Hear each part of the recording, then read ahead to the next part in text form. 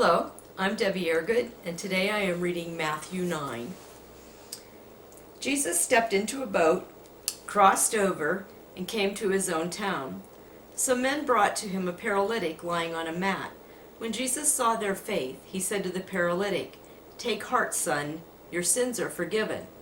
At this, some of the teachers of the law said to themselves, "This fellow is blaspheming." Knowing their thoughts, Jesus said, "Why do you entertain evil thoughts in your hearts? Which is easier, to say your sins are forgiven, or to say get up and walk? But so that you may know that the Son of Man has authority on earth to forgive sins." Then he said to the paralytic, "Get up, take up your mat and go home." And the man got up and went home. When the crowd saw this, they were filled with awe, and they praised God who had given such authority to men. As Jesus went on from there, he saw a man named Matthew sitting at the tax collector's booth.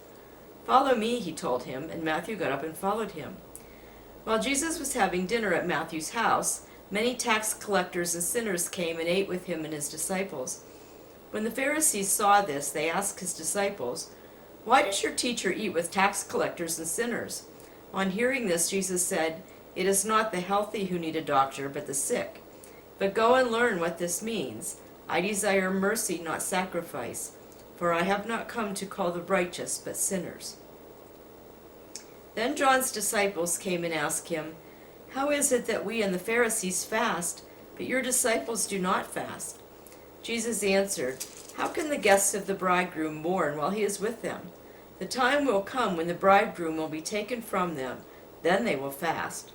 No one sews a patch of unshrunk cloth on an old garment, for the patch will pull away from the garment, making the tear worse. Neither do men pour new wine into old wineskins. If they do, the skins will burst, and the wine will run out, and the wineskins will be ruined. No, they pour new wine into new wineskins, and both are preserved." While he was saying this, a ruler came and knelt before him and said, "My daughter has just died, but come and put your hand on her, and she will live." Jesus got up and went with him, and so did his disciples. Just then a woman who had been subject to bleeding for 12 years came up behind him and touched the edge of his garment.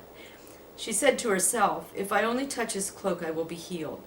Jesus turned and saw her. "Take heart, daughter," he said, "your faith has healed you." And the woman was healed from that moment. When Jesus entered the ruler's house and saw the flute players and the noisy crowd, he said, "Go away, the girl is not dead but asleep." But they laughed at him. After the crowd had been put outside, he went in and took the girl by the hand, and she got up. News of this spread through all that region. As Jesus went on from there, 2 blind men followed him, calling out, "Have mercy on us, Son of David." When he had gone indoors, the blind men came to him, and he asked them, "Do you believe that I am able to do this?" "Yes, Lord," they replied. Then he touched their eyes and said, "According to your faith will it be done to you." And their sight was restored. Jesus warned them sternly, "See that no one knows about this." But they went out and spread the news about him all over that region. While they were going out, a man who was demon-possessed and could not talk was brought to Jesus. When the demon was driven out, the man who had been dumb spoke. The crowd was amazed and said, "Nothing like this has ever been seen in Israel." But the Pharisees said, "It is by the prince of demons that he drives out demons." Jesus went through all the towns and villages, teaching in their synagogues, preaching the good news of the kingdom, and healing every disease and sickness. When he saw the crowds, he had compassion on them because they were harassed and helpless, like sheep without a shepherd. Then he said to his disciples, "The harvest is plentiful, but the workers are few. Ask the Lord of the harvest, therefore, to send out workers into his harvest." The word of the Lord. Thanks be to God.